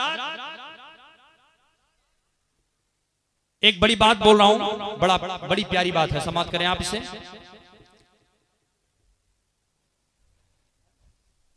मां की दुआ से इंसान क्या हासिल कर सकता है? इंसान को क्या मिल सकता है? बहुत कुछ मिल सकता है। मां की दुआ में अल्लाह ने वो तासीर रखी है कि अगर मां दिल से दुआ कर दे, आपकी किस्मत बन जाएगी, आपकी रोजी में बरकत होगी और आपकी उम्र में अल्लाह ताला इजाफा भी फरमाएगा। मां की दुआ से, समझ रहे ना? अल्लाह के नबी सुलेमान अलैहिस्सलाम को अल्लाह ने वही भेजी है, मेरे पैगंबर आप दरिया के किनारे जाइए, मैं वहां पर आपको अपनी निशानी दिखाऊंगा। हजरत सुलेमान अलैहिस्सलाम दरिया के किनारे गए अल्लाह की निशानी देखने के लिए, मगर दरिया में कोई चीज नजर नहीं आती है। और जब दरिया के किनारे कोई चीज नहीं दिखती है तो हजरत सुलेमान अलैहिस्सलाम ने एक जिन्नात को बुलाया, उसे कहा कि जाओ और जाकर समंदर के तह में जाओ, पानी के अंदर जाओ, देखो कहीं अल्लाह की वो निशानी कहीं पानी में तो नहीं है। और जब वो जिन्नात समंदर की आधी गहराई तक गया, देखा कि वहां कोई चीज नहीं दिखती है, तो ये वहां से वापस आया, कहता ए अल्लाह के नबी, समंदर की आधी गहराई तक मेरी ताकत थी, वहां तक तो मुझे कोई चीज नहीं दिखी, लेकिन आप मुझसे ज्यादा ताकतवर जिन्नात को बुलाइए, उससे समंदर के तह में भेजिए, देखिए समंदर की तह में कहीं तो वो चीज नहीं है। अल्लाह के नबी सुलेमान अलैहिस्सलाम ने जब एक ताकतवर जिन्नात को समंदर के तह में भेजा तो आपने क्या देखा कि समंदर के तह में एक खूबसूरत इमारत दिख रही है, एक खूबसूरत महल दिख रहा है, जिस महल के दरवाजे खुले हैं। उस महल के अंदर एक बंदा जो अल्लाह की बंदगी कर रहा है, सजदा कर रहा है, जो नमाज पढ़ रहा है, और जब वो नमाज से फारिग होता है तो उसके लिए उसी महल में अनार के फल जाहिर होते हैं, वो अनार तोड़ता है, अनार खाता है, जब प्यास लगती है तो मीठा चश्मा जाहिर होता है, उस मीठे चश्मे से पानी पीता है। उसके बाद वो जिन्नात वो महल उठाया, लेकर आकर हजरत सुलेमान अलैहिस्सलाम के सामने रख दिया। अल्लाह के नबी जब उसे देखते हैं तो पहले हैरत से देखते हैं, हैरानगी से देखते हैं। देखने के बाद आपने उससे कहा, है बंदे ये बता तू इंसान है या फरिश्ता? वो कहता है अल्लाह के नबी मैं इंसान हूं, कोई फरिश्ता नहीं। अल्लाह के नबी ने कहा तो ये बता तू समंदर के तह में कैसे पहुंचा इबादत करने के लिए? तो ये कहता है कि ए अल्लाह के नबी ये मेरी माँ की दुआ है, तेज आवाज से, ये मेरी माँ की दुआ है। कहा अच्छा कैसे? कहा हुजूर मेरी माँ की दुआ इस तरह से है कि आज इसमें एक बड़ा राज है। कहा अच्छा ये बता तो कितने साल से पानी में इबादत कर रहा है, समंदर के तह में कितने साल से पढ़ रहा है? तो कहता अल्लाह के नबी 2000 साल से। कितने साल से?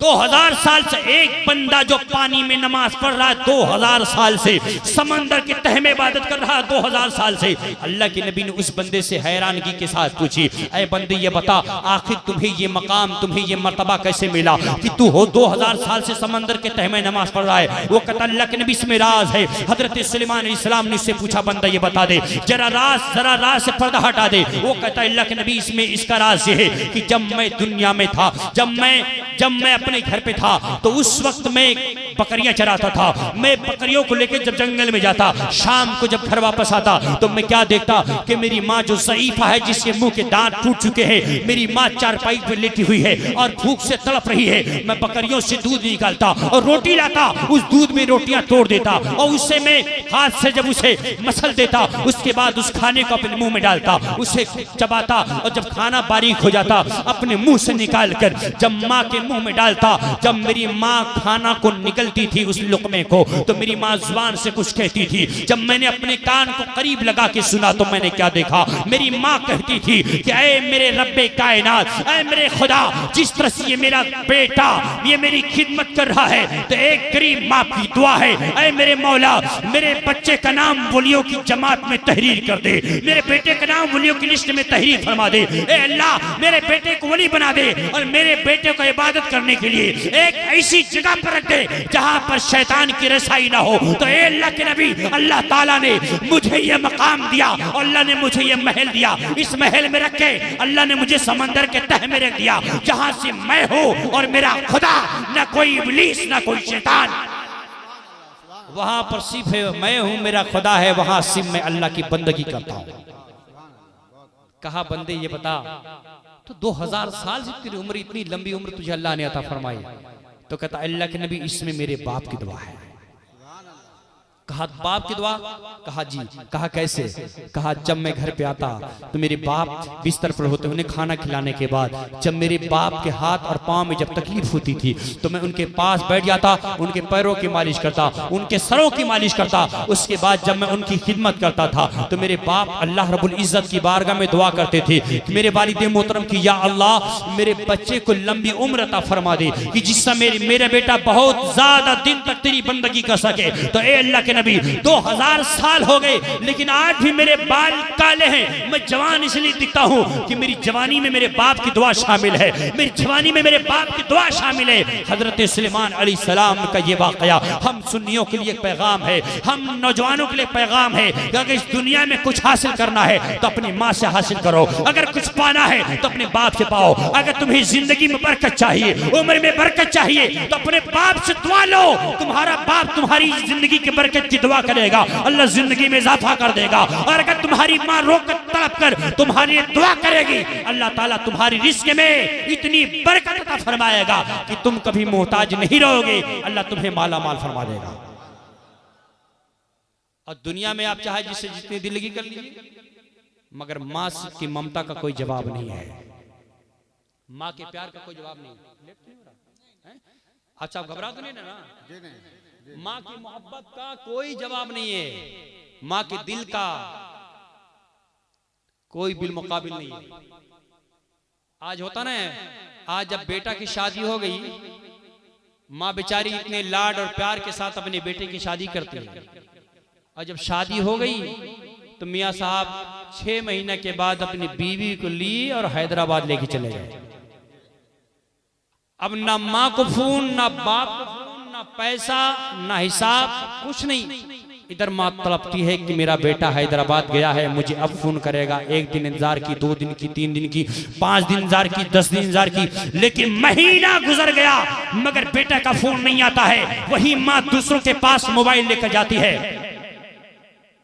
कि बेटा जरा मेरे बच्चे को फोन मिला दो, जरा मेरे बच्चे को फोन मिला दो, जरा मेरे बच्चे को फोन मिला दो। और ऐसे ही एक वाकया जब मैं पढ़ रहा था तो मेरी आंखें अश्कबार हो गई कि एक बूढ़ा बाप जिसकी आंखों की रोशनी कम हो चुकी है, वो बूढ़ा बाप जो चश्मा लगाता है, उसकी उम्र लगभग 80 से 90 की उम्र में है।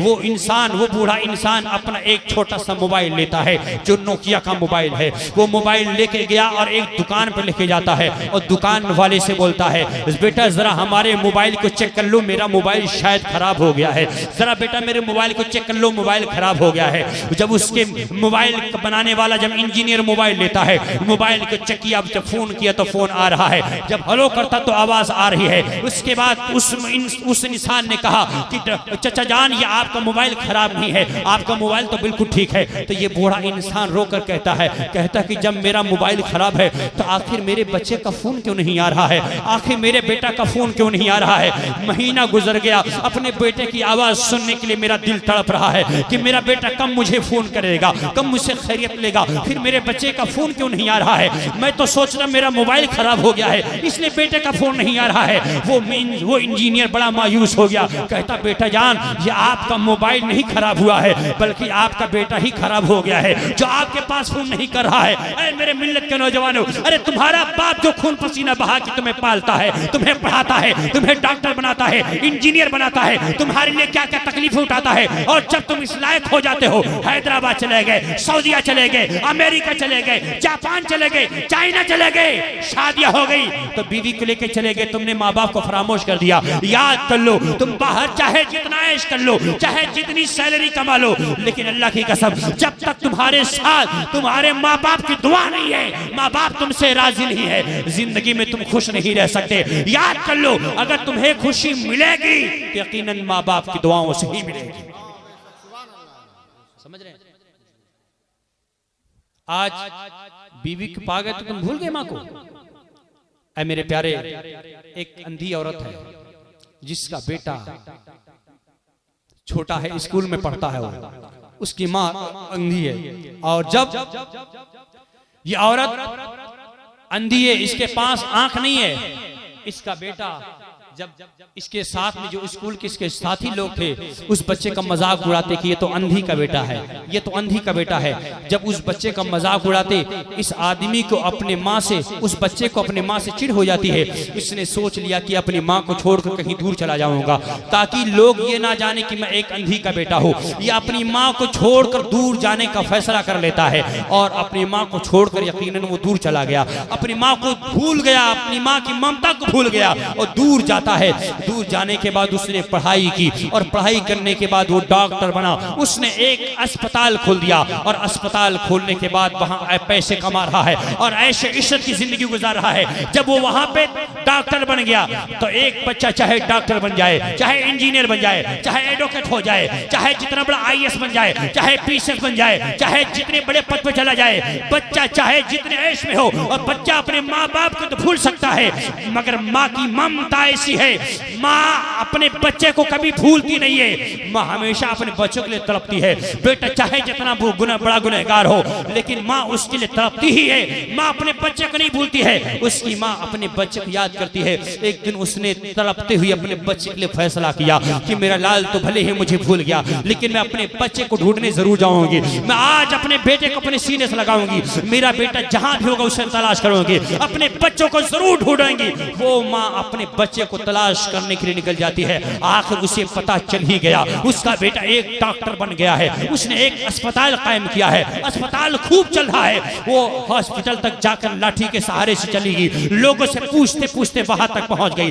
लेकिन जब उसने अस्पताल की चौखट पर कदम रखा, वो जाकर उसके अस्पताल के वॉचमैन ने कहा, ऐ बूढ़ी माँ आपको किससे मिलना है? इसने कहा कि मुझे तुम्हारे साहब से मिलना है। उसने कहा कि रुको मैं अंदर से परमिशन लेकर आता कराता हूँ। ये ऑफिस में गया, जाने के बाद उसके बेटे से कहा कि एक अंधी औरत है जो आपसे मिलने के लिए आई है। इसने कहा अच्छा कोई अंधी औरत है? कहा हाँ। कहा कैसी है? कहा रंग कैसा है? उसने रंग बताया। ये समझ के कहा यकीनन वो मेरी माँ ही है। लोग नहीं जानते थे और आज जान जाएंगे कि मैं एक अंधी का बेटा हूँ, मेरी माँ अंधी है।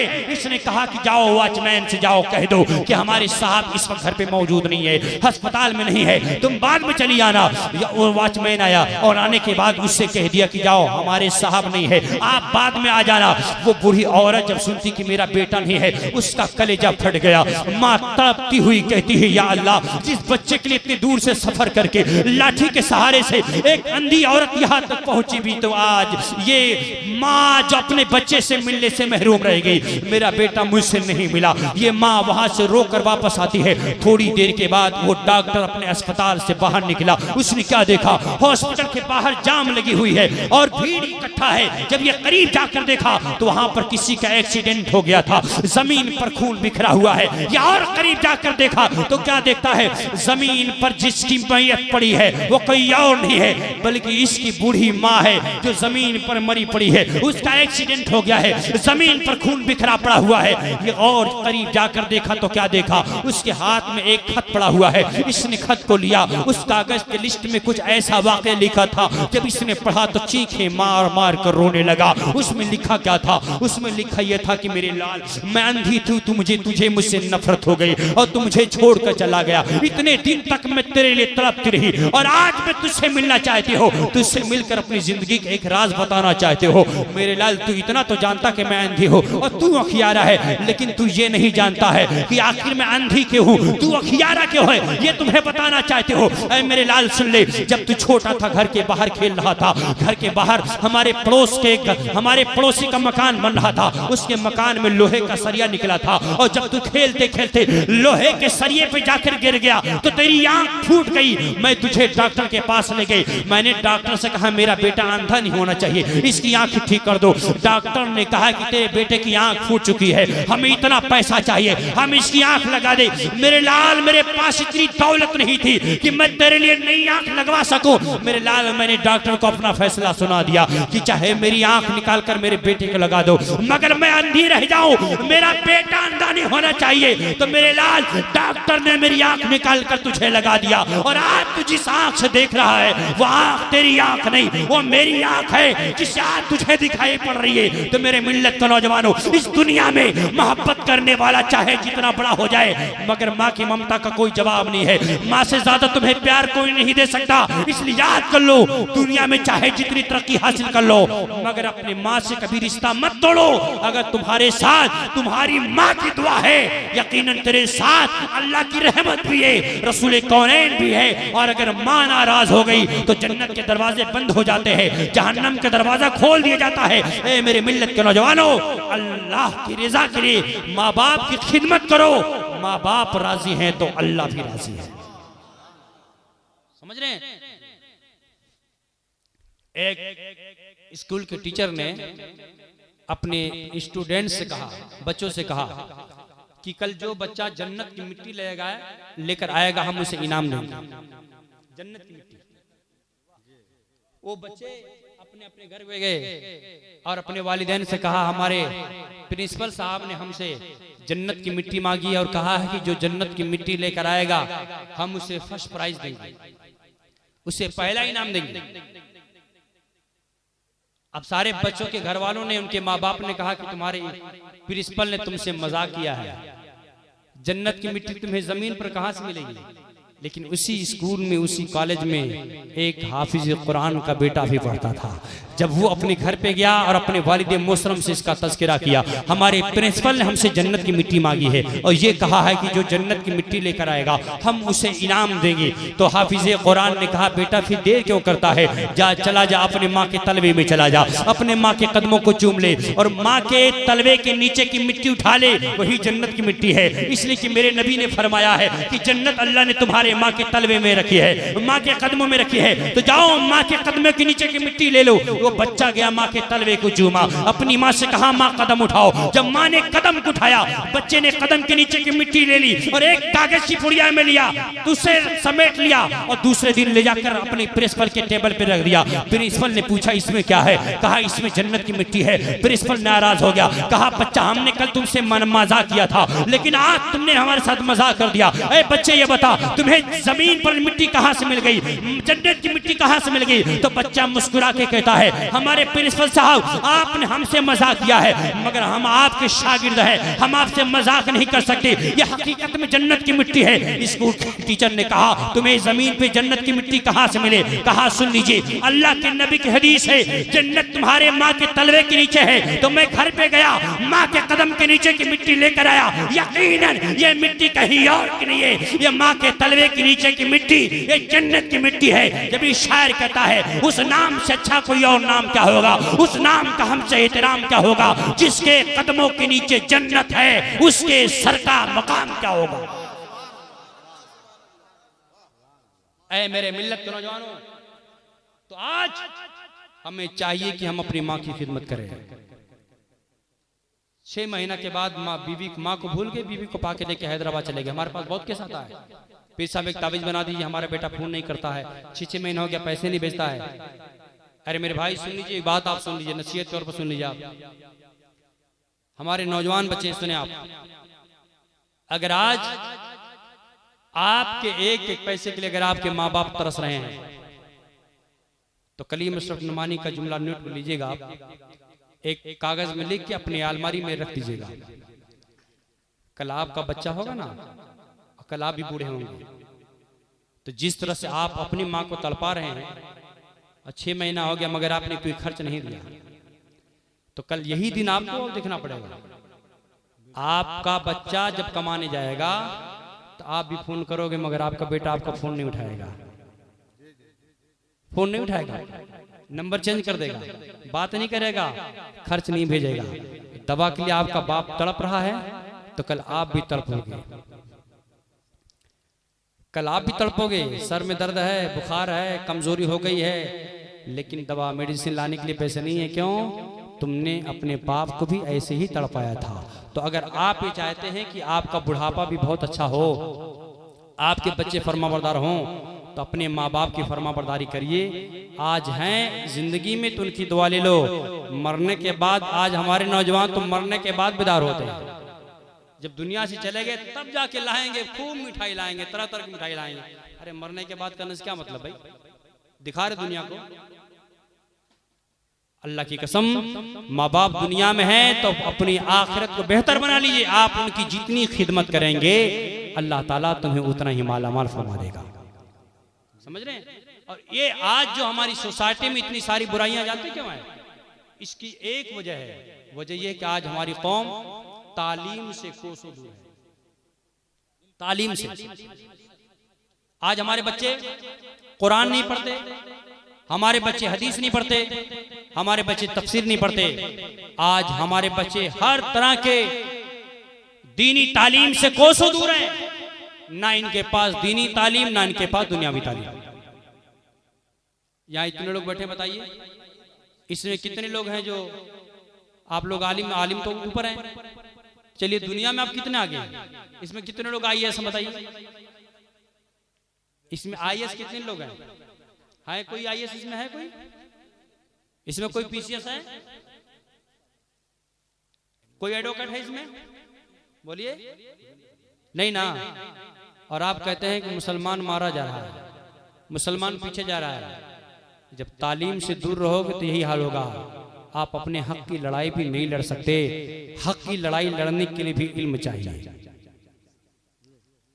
आज हमारे यहाँ दीनी तालीम की इतनी कमी है कि हमारे अपने लोग नमाज नहीं जानते, रोजा के आदाब नहीं जानते, खाने पीने का तरीका नहीं जानते, वजू तहारत का तरीका नहीं मालूम।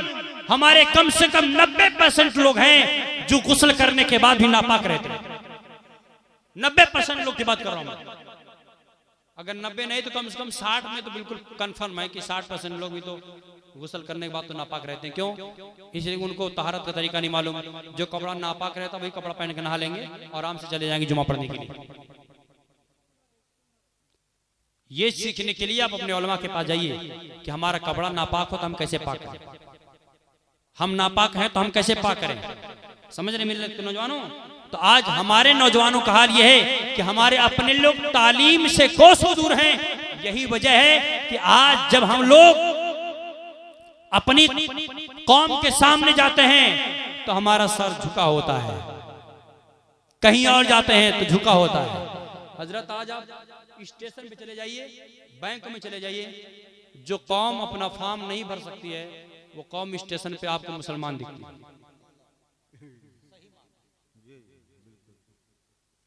आज की बात हजरत मैं आज की बात बता रहा हूं। कटक से 5 लोग हैं जो आज जा रहे हैं हमारी खानकाह में कचौसा शरीफ। उनको हमने सब बता, देखिए ये वाकया मैं इसलिए बता रहा हूं, आप समझने की कोशिश कीजिए। इसे एक वाकया मत समझिए, बल्कि इसको एक नसीहत समझिए आप। वो जब कटक से निकला मैंने उसको समझा दिया। मैंने कहा देखो बेटा, जहां से बैठोगे कटक से ट्रेन वहां मिलेगी, वहां जाओगे, और वो भी कोई छोटा बच्चा नहीं है, वो 20 से 25 साल का लड़का, नौजवान 25 साल का लड़का। पता इस दौर में 25 साल का लड़का ये सब ना जाने ताजुब होता है। और 25 साल के बच्चे दूसरी कौम में, कोई इंजीनियर है, कोई साइंसदान बन गया है, कोई मिसाइल बना रहा है, कोई मिसाइल बना रहा है। और वो बैठा, वो गया ट्रेन पे, वहां जब गया कटक में ट्रेन में बैठने के बाद मैंने उससे कहा कि बाबू जब हावड़ा स्टेशन पे आ जाना तो वहीं उतर जाना। तो वो कह रहा हजरत जब हावड़ा आएगा तो हमको टीटी उतारने के लिए आएगा। मुझसे बोल रहा जब मैं वहां पहुंच जाऊंगा तो मुझे टीटी उतारने आएगा, वो मुझे बताने आएगा। मैं कहा बेटा वो बताने नहीं आएगा तुमको, तुम खुद देखते रहना मोबाइल में कि हावड़ा आ गया है। और जब हावड़ा आएगा तो हावड़ा कोई छोटा सा वो नहीं है, हावड़ा बहुत बड़ा स्टेशन है, वहां लिखा भी होगा, सब लोग उतरते भी होंगे, तुमको पता चल जाएगा हावड़ा आ गया है। बोला अच्छा ठीक है। उसके बाद फिर फोन कर रहा है, बोला हजरत ऐसा है जब मैं कटक स्टेशन पर पहुंच जाऊंगा तो आप मुझे फोन कर दीजिएगा कि ट्रेन आ गई है। मैं कहा बेटा जब ट्रेन आएगी तो तुमको पता चलेगा ना वहां पे ट्रेन आ गई है। तो ये इसलिए बता रहा हूं आपको कि ये तालीम का दौर है। जिस कौम के पास तालीम है वही कौम कामयाब है। उसी कौम के हाथ, जिस कौम के हाथ में कलम है उसी कौम की हुकूमत है। हजरत अली से पूछा गया यतीम किसे कहते हैं, तो हजरत मौलाए कायनात ने फरमाया यतीम वो नहीं है जिसके माँ बाप का इंतकाल हो गया है, बल्कि इस दौर का सबसे बड़ा यतीम बच्चा वो है जिसके हाथ में तालीम नहीं है, जिसके हाथ में कलम नहीं है, जिसके पास किताब नहीं है, जिसके पास तालीम नहीं है, वही इस दौर का सबसे बड़ा यतीम और गरीब बच्चा है। मेरे मिल्लत के नौजवानों, अगर आप चाहते हैं कि आपका बच्चा इस दुनिया में यतीम गरीब बन की जिंदगी ना गुजारे तो आज ही रोटी खाइए, अपने बच्चों को पढ़ाइए। जहां भी जाएगा रोशनी लुटाएगा, चिराग का कोई अपना मकान नहीं होता। समझ रहे ना? आज आप गैरों के मोहल्ले में चले जाइए, ठाकुर के मोहल्ले में जाइए, ब्राह्मण के मोहल्ले में जाइए, आपको मगरिब के बाद कोई बच्चा नहीं मिलेगा। चौराहे पर, रोड पर आपको कोई बच्चा नजर नहीं आएगा। अलग अलग कमरे में कोई लैपटॉप पर पढ़ाई कर रहा है तो वो अपनी किताब लेके पढ़ रहा है, अलग अलग से पढ़ रहा है। और जो उनके गार्जियन होते हैं वो अपनी जिम्मेदारी निभा रहे हैं, उनके बच्चों को बिठाते हैं, वो बच्चा अपना पढ़ता, निगरानी कर रहे हैं। हमारे बच्चे रात का 1 बजे तक, अभी हम लोग जब प्रोग्राम से लौटते हैं, जब जाते हैं तो देखते हैं हमारे नौजवान जो कोई बाइक पर बैठ के मोबाइल चला रहा है, कोई फेसबुक चला रहा है, तो कोई आईपीएल देख रहा है, कोई 20 देख रहा है। उसके बाद कोई बच्चा फेसबुक चला रहा है, कोई वहां बैठ के, कोई नदी के किनारे बैठ के, तो कोई नालाबंद में बैठ के चला रहा है। रात का 12 बजे 1 बजे तक आपका जब सारा वक्त आपका मोबाइल में जा रहा है, आप क्या पढ़ाई करेंगे, आप क्या तरक्की करेंगे? ये मोबाइल जो आपके लिए, आपकी बेहतरी के लिए बेहतरी भी साबित हो सकता है और आपके लिए सबसे बड़ी खराबी भी साबित हो सकता है। मेरे मिल्लत को नौजवानों, मोबाइल का बिल्कुल सही इस्तेमाल कीजिए, पढ़ाई में ध्यान लगाइए, पढ़ाई कीजिए। पढ़ने की एक उम्र होती है, जब ये उम्र चली जाएगी, गुजर जाएगी, तो फिर आप हाथ मलते रह जाओगे, फिर आप दुनिया को अपना दास्तान सुनाओगे कि हम बचपन में पढ़ नहीं पाए। क्या करेंगे? मेरे प्यारों, पढ़ाई करो, आगे बढ़ो। जब आप पढ़े लिखे होंगे तब समाज में आपकी इज्जत भी होगी और तब जाकर अपना सही रास्ता भी आप चुन सकते हैं। समझ रहे ना? आज एक मैं ऐसे ही मैं व्हाट्सएप चला रहा था, तो हमारे पास से एक जरा मैसेज आया। हमारे एक साहब ने हमको फोन किया, हमको हमने आपको एक मैसेज किया, जरा आप पढ़ लीजिए। हमका ठीक है। उसमें लिखा क्या था कि सालाना रिजल्ट आउट होता है। इससे आप लतीफा मत समझना, आपको बेदार कर रहा हूं। सालाना रिजल्ट आउट होता है, और जब रिजल्ट आउट हुआ तो दो बच्चे निकलते हैं अपना रिजल्ट देखने के लिए। एक बच्चा दूसरे बच्चे से कहता है कि मैं तो भाई मेहनत से नहीं किया हूं यार, तुम्हारा नंबर बड़ा अच्छा आएगा, मेरा कम आएगा, और मेरे अब्बू जानते हैं कि मैं तो बड़ा पढ़ने में कामयाब हूं, बड़ा तेज हूं, 1 नंबर पे हूं। तो एक काम करना, मैं अपने अब्बू के साथ स्कूल के गेट पे खड़ा रहूंगा और तुम अंदर जाना, रिजल्ट देख कर आना। कहा ठीक, देख कर आ जाऊंगा। कहा एक तुम्हें मैं कोड वर्ड बताता हूं, अगर मैं कामयाब हो गया तो आके बता देना कि तुम 1 नंबर पे हो, सेकंड हो, और अगर मैं फेल हो गया किसी किताब में, अगर एक सब्जेक्ट में फेल रहूंगा तो ये मत कह देना कि तुम एक किताब में फेल हो गए हो। कहा तो क्या कहूंगा? कहा तुम ये कह देना कि तुमको एक आदमी ने सलाम कहा है, मैं समझ जाऊंगा कि एक किताब में फेल हो गया।